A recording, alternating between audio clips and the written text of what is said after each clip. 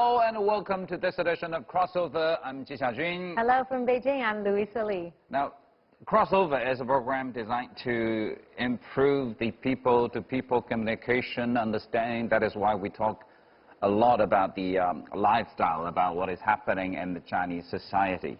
Yes, indeed. And we also talk about, we help people understand the connection between China and to the world. That's right. So that is why today we're talking about a huge topic. Yes, we are. What is the topic? Well, the topic is about the relations between China and the UK. Okay, for that, we're now joined in the studio by three guests. We have Nick Lowe from the British Embassy in China. Thank you. What is the best way to describe your responsibility here? I'm responsible for looking after the relations between China's 26 provinces and autonomous regions, where we don't have. But we have more than 26 26 provinces, right? You do, but in 5 of them, you see, in 5 of them we have bricks and mortar, we have a building. So the embassy in Beijing, our consulates general in Chongqing, Guangzhou, Shanghai and Wuhan. We've separate consulates general that cover Hong Kong, Macau. There are 26 provinces and autonomous regions out there where we don't have a physical presence. And they're much, much too important to us, and certainly to you in China, for us to ignore. So my job and the team of 20 that I work with is to build up a strong relation, people to people, business to business, government to government, with those 26. We have Ms. Zhang here joining us. Thank you very much for having me. I'm from the European Department of the Chinese People's Association for Friendship with Foreign Countries. It is a national people's organization engaged in people-to-people diplomacy. We like to think that our job is to forge bonds between the Chinese people and people all around the world. Professor? Yeah, I'm Martin Lockett. I'm from the University of Nottingham in Ningbo, China, in the east of China. It's the first Sino-foreign university. So it's a cooperation between the UK and China. It's now been going for 13 years. This is the 45th anniversary of the diplomatic relationship between China and the UK. But somehow remember, it's earlier than that, than 45 years ago. Am I correct? Yes, but the key thing was the exchange of full ambassadors 45 years ago. And that in the world of diplomacy is what really gives you a grown-up, mature relationship. And we've done so much over that last 45 years. Right. And it's a golden era. Can we talk about the changes you've seen and then we've seen or experienced over the past 45 years? Well, even I am not old enough. But you share what your experience. 45 years, I can't comment on that. I mean, I first came to China in 1989 and found a China that probably had one motor car on the roads of Beijing for every 50 more than bicycles. that, but lots of bicycles. And now there are 50 motor cars for every bicycle. I see Mobike and Ofo are trying to change that. The relationship has changed enormously. I mean, talking about education, 45 years ago, 150 Chinese students in the UK. We could have put them all on 3 London buses. And still wait, 150 Chinese students? 150 Chinese students studying in the UK 45 years ago. Now, 150,000. We could fill the Bird's Nest Stadium twice over with that number of students. That, in graphic terms, is an illustration of how far the relationship has come and the quality of our people-to-people links. Ms. Zhang, what can you tell us about all these changes and developments since you've been working in this area for all these years? I think the China-UK relations have grown through very steady steps. But I think the current China-UK relations can be best illustrated by the following facts and numbers that might be better understood by the general public. Number one, as you said, UK was among the first, actually, major Western countries to recognize and trade with China. And UK was also the first major Western countries to join the Asia Infrastructure Investment Bank. And UK was also the number one to issue Chinese sovereign bond and bring back the central bank bill.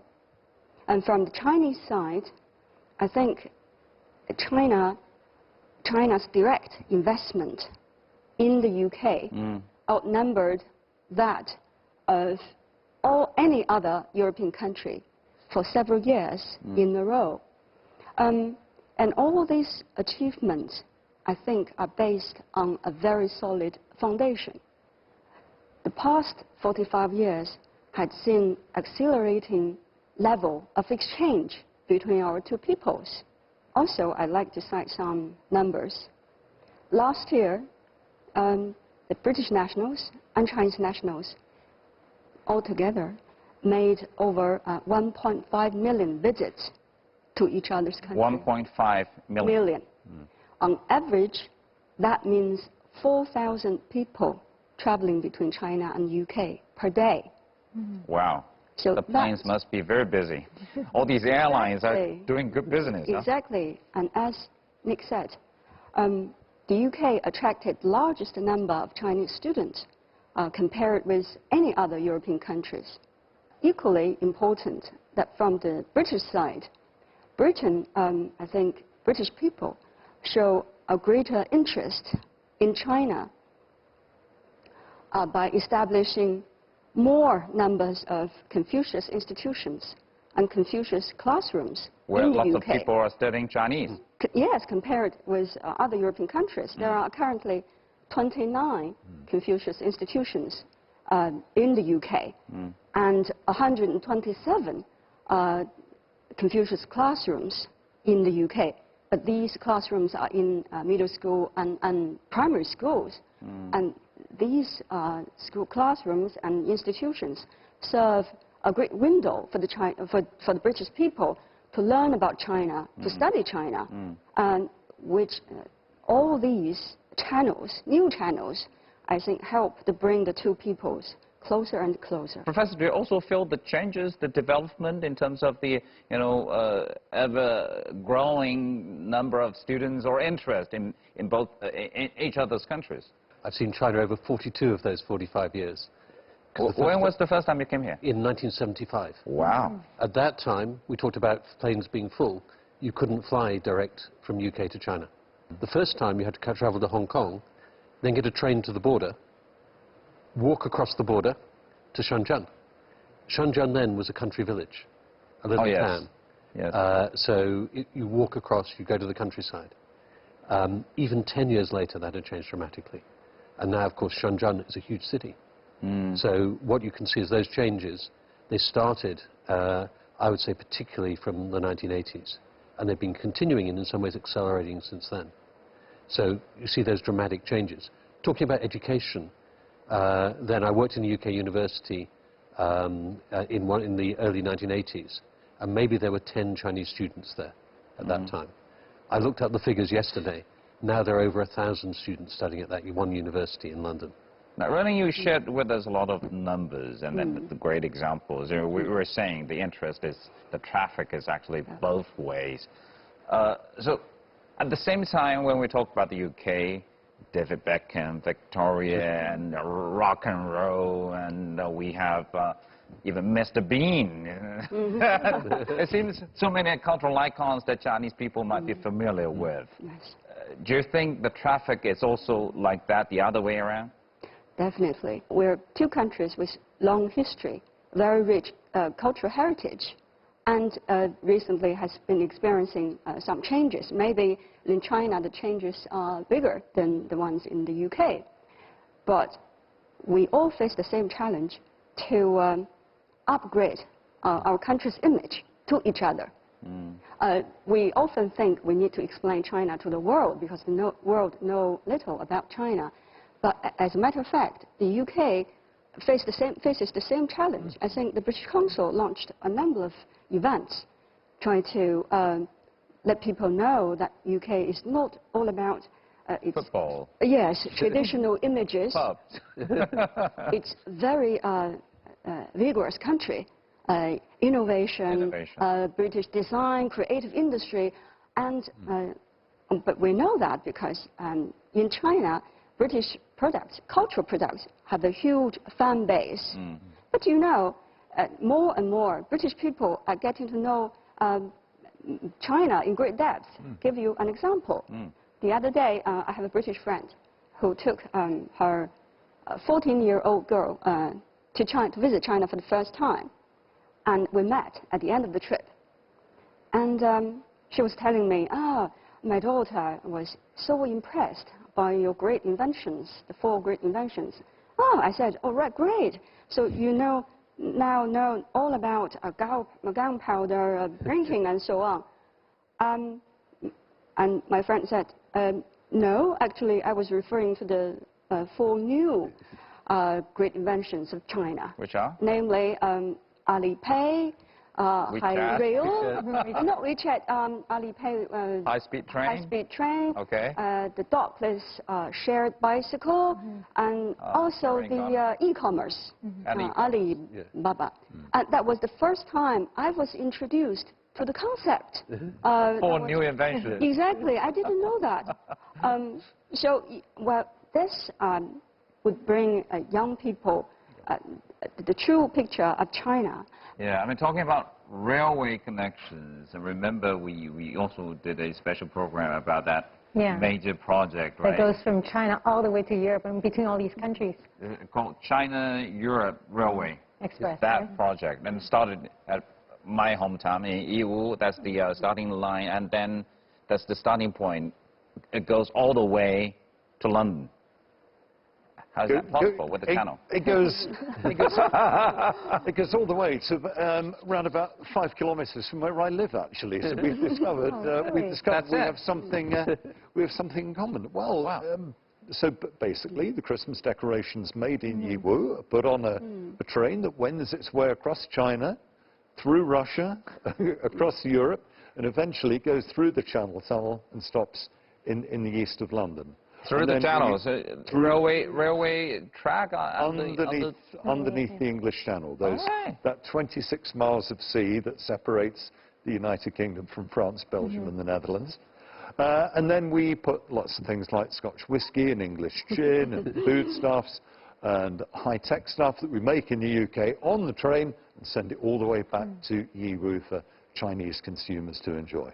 I mean, sometimes it's just incredible. Yeah, it's pretty amazing how everything is connected and collaborated to make sure that the products are delivered all the way to Europe. You know, when I went to the UK in 1998 to study, and at the time, maybe even my hometown was not that well known to Chinese people.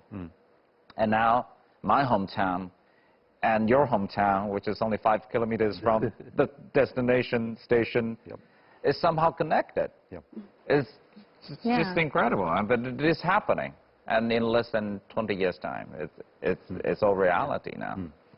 I think right now, China, we have this big initiative, the Belt and Road.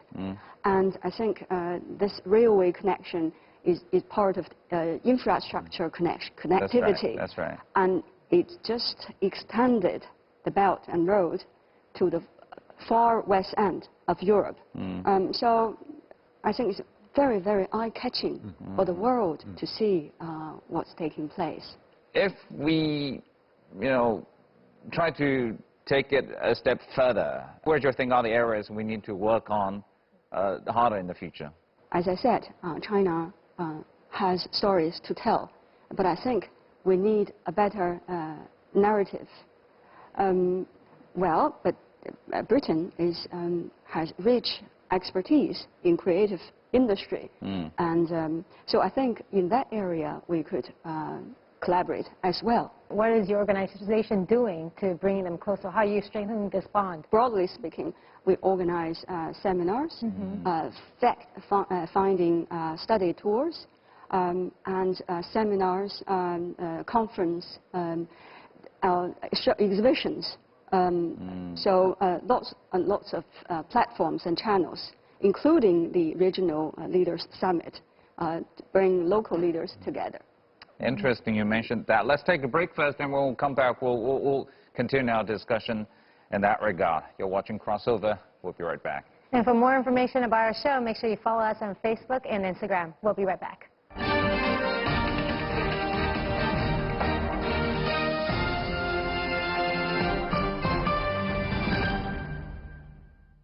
And welcome back to the studio. Welcome back. A huge topic today. We're doing a special program dedicated to the 45th anniversary of the diplomatic relations between China and the UK. Am I right, Nick?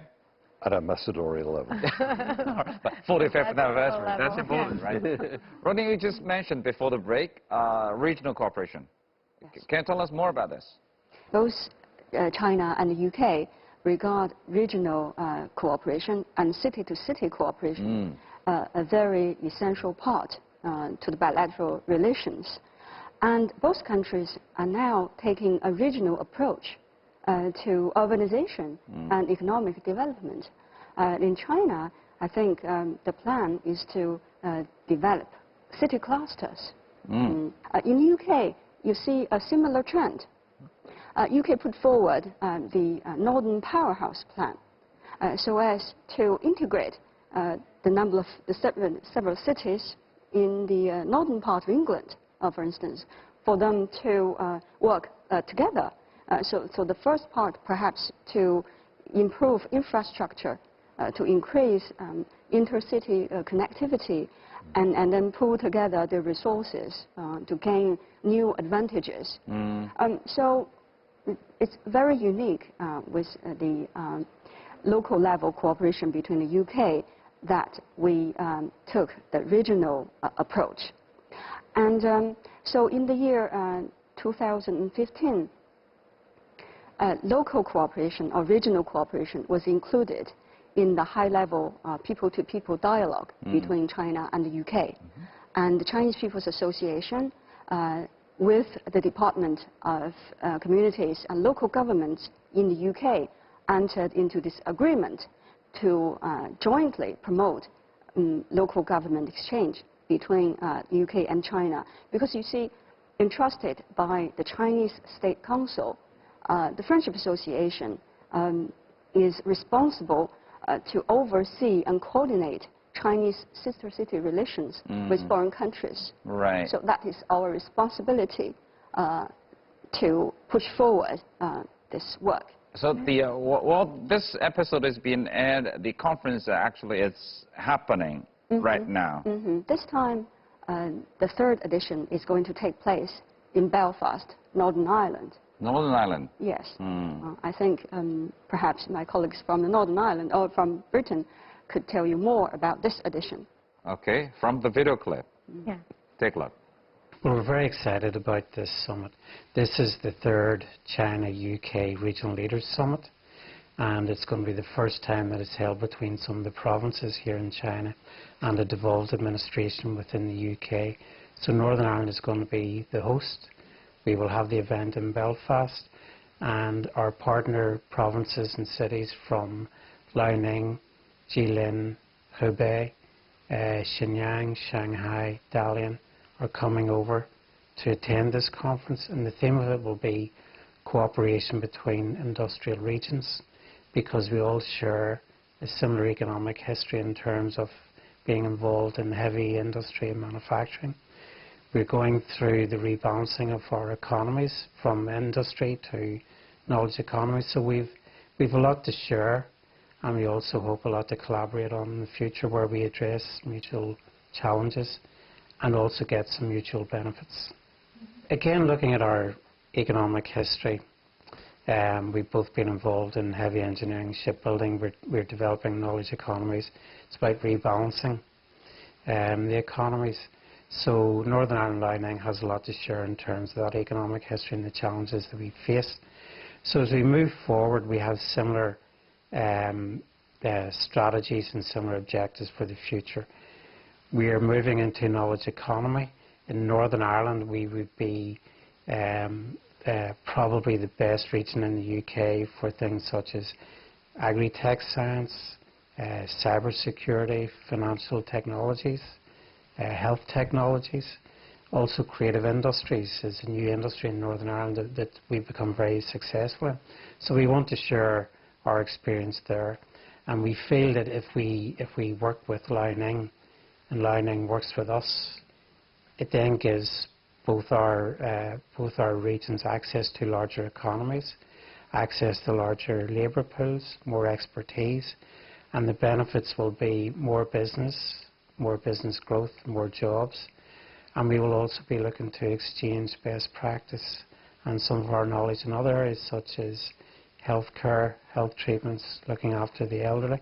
So a lot more benefits will come from this relationship. The conferences are not just for conferences. Actually, from his words, we can see it's very down to earth. Actually, things will happen. What do you think will be the major benefits to both parties? Well, I think Tim really hit the nail on the head here, and this approach underpins all that we do, all that I try and do, in respect to generating these region-region, city-city relationships. It's to give ownership of the relationship to the city. What makes it tick? Because if that doesn't happen, if someone like me says, right, this is who you're going to meet, this is what you're going to discuss, there's not going to be the sustainability. This is of local government, by local government, for local government.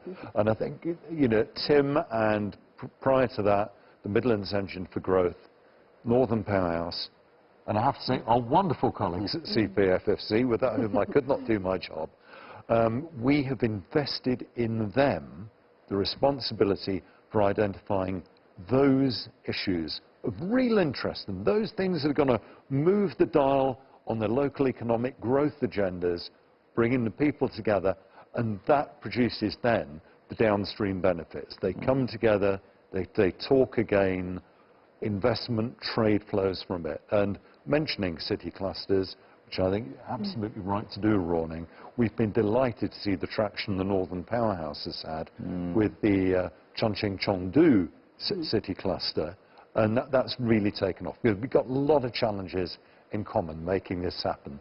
And we're talking about sister cities now. How many sister cities do we have between China and the UK, and which one is the most successful one, if you could give an example? A tricky question. Yeah. Which one most successful? Well, which one is doing really well is worth mentioning. Okay. Currently, the registered sister cities relationship between China and the UK, 61. 61 pairs. 61 pairs. Wow. I do like to mention the award-winning ones. Okay. Leeds and Hangzhou. Nottingham and Ningbo. Must be Ningbo. Yes. Yeah. Chengdu and Sheffield. Wuhan, Manchester. Sometimes I just wonder, how do they find each other? Why these two cities, Ningbo and Nottingham, is obvious, because, you know, there is a campus in Ningbo, and you have the connections. Do they find something in common? Yeah. Like you said, how do they find this bond? Well, that is further downstream, having something in common, having that synergy, identifying that mutual sweet spot is absolutely key for the sustainability. But how they find one another in the first place is not an exact science. We'd like to make it an exact science, and we're doing some work on this. I mean, to give you one example, we recently took Guildford, the county town of Surrey, to Dongying in Shandong province. Why? Because the Vice-Chancellor of the University of Surrey, which is in Guildford, comes from that region. So he was the person. So that, if you like, was a classic people-to-people or even person-to-person relationship. Yes. And that is already looking very, very promising. So what we need to do is really to get under the skin of that. What makes them tick, and how do you bring them together in the first place? Maybe it's not the most important thing to find how they found each other. The most important thing is they can always find areas where they can work on. You know, it's always a great model for each other to know each other better in terms of, you know, each other's culture, in terms of, you know, the foundation to do business in the future. It's always nice. We have one more video to share with you, and this time it's actually from Nottingham. So take a look.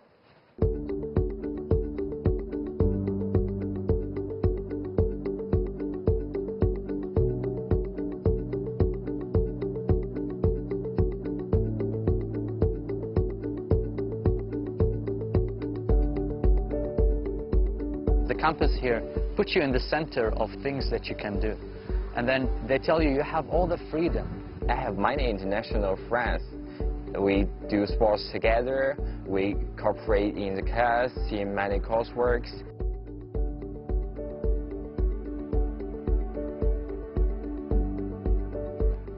think the most striking thing is that we've built a really strong educational platform, but not just bringing UK education to China, but also making it work in a local context and actually making it work spectacularly well.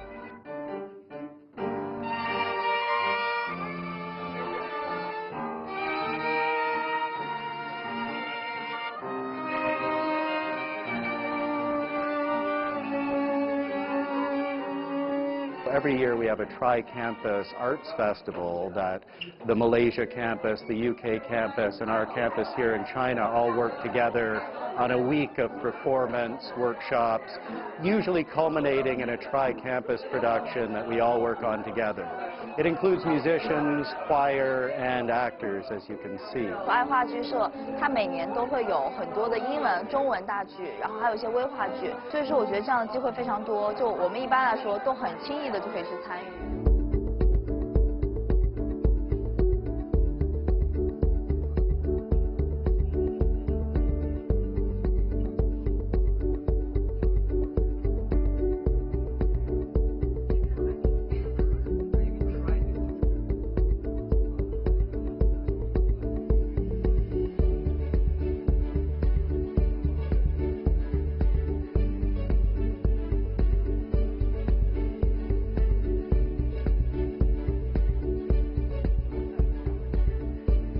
These days, about 50% of our research income, 50% of our research partnerships are with businesses, international businesses, leading national businesses in China, but also local Ningbo companies.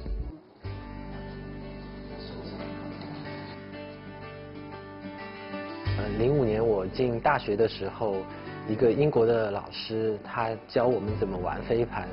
后来他06年带我们去上海打了一场比赛，我就对飞盘产生了浓厚的兴趣。这个飞盘它也有国际标准，然后只有美国的一家能够做，我们每一次都要在美国买这个飞盘到中国。后来我们在想自己能不能够在中国在宁波生产一个世界标准的飞盘。我觉得如果入驻到孵化园里面，会有跟学校的师生有更多的互动，他帮我们做产品设计，甚至帮我们做空气动力学的分析。有这样的一个平台，能够把我们的产品、服务，还有就赛事运营，能够做到更高的层次。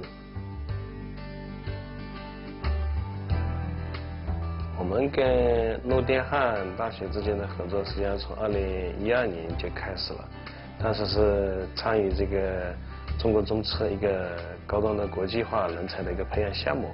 我们截止到目前为止，已经通过诺丁汉大学已经培养了5名这个国际化人才，分布在这个前端的技术工程师跟国际市场营销经理这一块领域。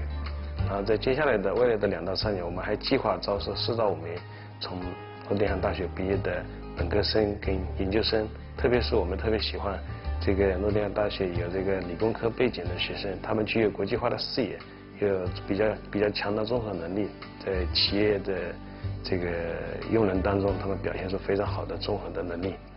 So this is a real case study. I mean, on campus we see all these cultural exchanges, Chinese students trying to learn more about the British culture, but at the same time, international students, many of them are from Britain, and they're tasting Chinese tea. Yeah, they're also learning about Chinese culture and then also... Is that Kung Fu? Is it I think it was more like Tai Chi. Tai Chi. Also Chinese, I mean, major part of Chinese Kung Fu, since we're translating Chinese Kung Fu martial arts novels into English. That's like a great starting point. But off campus, we're also seeing graduates from the University of Nottingham, Ningbo, becoming entrepreneurs. One of the things that we've created in earlier this year is an incubator for new businesses. All right. So it's to enable our own graduates, as well as local people and others coming from overseas who want to build a business in China, to open up their business, to help develop it, to get support from being within a community in the university. So that's where we can see Chinese talents and also British innovation being put together, and there is great ideas, all these great ideas coming out from that. That's exactly it. And so therefore, one of the things that we see happening in China, coming back to we talked about the long time period, 30, 40 years ago, most Chinese businesses looked to imitate what was happening in countries that were then seen as advanced countries like the UK. That's changed. And now what we're seeing is a more parallel development. So it's a more equal development. So still there are areas where the UK has great strength, financial services, areas of high technology. But what we're seeing in Ningbo is a growth of industries and a growth of the use of technology that's now more innovative. That Frisbee company is just one example. I got one of that. Graduates. I got one of that. Yeah, last time I visited the campus, I got that as a present. So they're really developing that for the sport and as a business. It's both together. So we have a video about the mayor of Nottingham and Ningbo. So let's take a look. Take a look. As President Xi has set out, we have a golden era of collaboration. And I was really pleased that we were able to have already established the foundations of that through our link with UNNC through the University of Nottingham. It put us in a great position to be able to develop our collaborations further. And particularly as China faces its One Belt, One Road initiative, we are being able to demonstrate that, as we say in England, every road has a starting place and an ending place. And for us, it's that very last mile of every journey that's always the most confusing. And I think between Ningbo and Nottingham, the way we've built our collaboration has allowed us to navigate that last mile on the road. And that means that when we do business exchanges or education exchanges, the city government in Ningbo and the city government in Nottingham are the agents to be able to help drive forward work in this area. And I think it's very interesting that the university's collaboration drove just 1 year later us to sign the sister city agreement. And it was 2 years ago now since we had our 10-year ceremony. So we're going from strength to strength, and we've developed in the areas of cultural and education, but we're now even stronger exploring our relationship in trade and economy. 英国的这个诺丁汉市，是跟我们宁波的这个友好城市我们双方之间11年前我们已经签订了这个缔结为这个友好城市特别是去年的2月份，我们两市还制定了这个友好交往的这个10年规划明确了我们下一步这个合作交往的这个重点主要包括这个经贸教育文化体育、民间交流以及政府之间的这个活动，还确定了一些活动的载体，包括一些这个经费的保障那么特别是我们的这个诺丁汉大学诺丁汉大学是我们国家第一个引进的城外制的这个独立的这个大学这个诺丁汉大学第一届招生这个是04年目前已经走过了这个13个年头所以这个宁波诺丁汉大学已经成为我们国家教育中外合作的一个典范，也已经成为世界这个教育交流的一个品牌那么英国呢，作为这个工业这个基础比较好的这个发达国家那特别是近年来的新一轮这个产业转型当中英国政府比较注重科技这个创新这个设计创造这样的话呢，又推动了英国的这个在新一轮工业当中的这个领跑作用，这些方面非常值得我们的这个学习宁波呢又是这个中国第一个2025的这个试点城市宁波有这个7300家的这个规模以上的这个制造业企业有140多个全国的这个单打冠军我这个制造业的基础非常好，所以我们跟英国的合作跟诺丁汉市的合作都有很大的这个促进跟这个帮助 So that's the two mayors from the two cities. And well, looks they're happy with the results, right? With the cooperation. I think especially with the school doing so well. Yeah. And they even have a 10-year plan, laying out the plans for the future 10 years. Yeah. Is the same thing happening with other, say, sister cities? Chengdu and Sheffield, twin cities. But you know, Chengdu has this big ambition to become the national innovation center in West China, in western part of China. And so Chengdu's high-tech zone, there's a high-tech zone in Chengdu, is twinned with Sheffield Innovation District.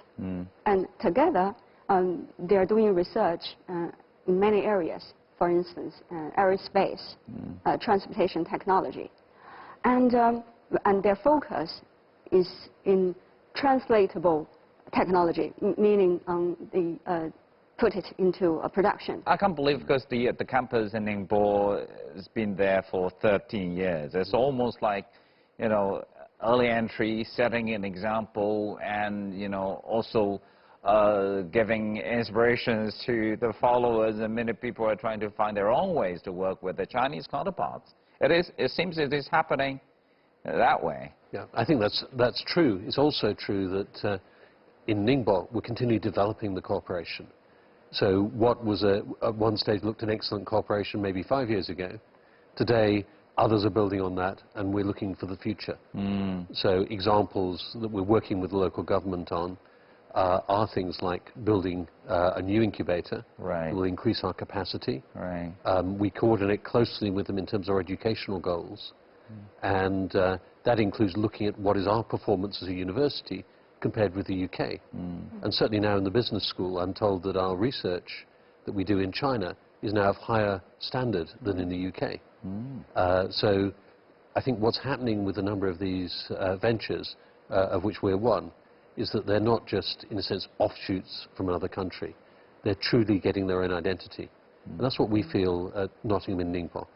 And I think we're also in some ways pioneering things that Nottingham in the UK and in Malaysia can learn from, as well as having learned from Nottingham in the UK in the past. Well, it's not just talk, it is really happening. Yes, right? and we're seeing a lot of projects ongoing. Exactly. A lot of city building up this relationship. Yeah, and if we come back to the name of your office or of your responsibility to outreach or reach out, it seems they're reaching out to each other themselves now. It seems you don't have to be that busy in the future. Xiaojun, you know, this is the art of a successful partnership, whether it's a province, a county, a city and a city.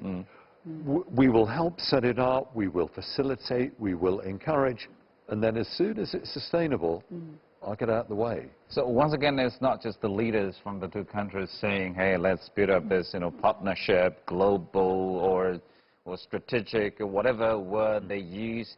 It is actually happening, that the business to business, city to city, people to people, all these connections are happening, and we're doing something solid.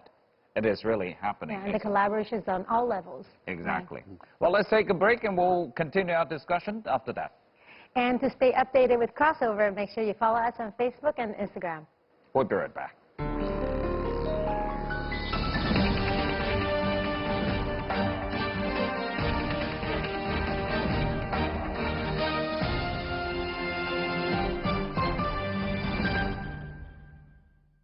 Welcome back to Crossover. Welcome back. Now, it seems everything is working out. People are happy with what is happening. What about the challenges, and what are the possible challenges we need to work on, say, in the future, Nick? Well, I think we're a long way still from where we want to be. I'm aware, as I travel around China, how many Chinese cities, how many Chinese provinces are looking for partnerships with UK peers. And some of them have been looking for quite some time, haven't yet found one. You need to travel more. There's a big work agenda for you. And clearly, we've got work to do on the UK side to get UK cities and counties ready for partnerships with China. What we need to make sure is that we keep our eye on that ball at a time when the agenda is very, very busy. There's a lot going on, a lot of visitors coming into China, high-level political discussions. Don't take our eyes off that local ball, because that's important.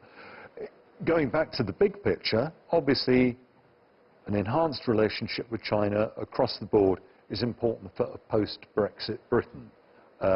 We want to be, we're determined to be, and we will be, a globally active, globally engaged, outward-facing country with reinforced partnerships with key partners like China. Ms. Zhang, how about your organization? What is the future plan? Do you plan to help more sister city connect, and can we see more sister cities than 61 sister cities right now? Indeed. From our point of view, we really wish to get the bottom of it. Why some pairs are working so well and why some are struggling. The first pair of sister city relations between China and the UK were built in the year 1983. Wow. Between the city of Xiamen and the capital. Yes, Cardiff. Thank you so much. 30 years plus has passed, and tremendous changes have taken place both in China and the UK. In the UK, there have been some reform with the subdivision of jurisdictions of the local governments. As China's change has gone, so many changes, some cities have beyond recognition. And also, both sides find new positions in their regional economic map, and also find new aspiration for the future, new dreams. So if you don't synchronize, you don't fit into each other's future plan, then obviously the relationship seems to be difficult. But well, on the other hand, we see friendly cities who stood the test of time. We have run some studies into those best examples, and we think that the key element to success lies in the following areas. For instance, a strong political will and a vision of local leaders to outreach, to collaborate internationally, to build this city or province, international city or province. Secondly, they have to find this converging interests. That's very important. Whether it's advanced manufacturing, whether it's research in medical science, has to fit in your future strategy of the region itself. And secondly, I think mutual benefits is also very, very important. Professor? Yeah, one of the things that we have is obviously specific plans for the future, as well as more general direction. So amongst the specific plans, we want to internationalize more, so to attract more foreign students to study in China. And that's in line with the current 5-year plan and current Chinese policies. We're also growing in other areas. So one there is in aerospace. China is steadily upgrading its aerospace industries, and we're playing a role in that. One part is in the technology development. So we're setting up a new aerospace technology center. Also, we have another in the area of advanced materials. So on the technology side, that's one. On the business side, then we're working more and more with Chinese companies about their globalization and becoming more innovative. And again, linking to the aerospace area, we're doing that with the Aviation Corporation of China, AVIC, for whom we recently ran a leadership program. And then we'll see new areas in the future that we're starting to grow, which include the healthcare area. And of course, something we talked about earlier is One Belt, One Road.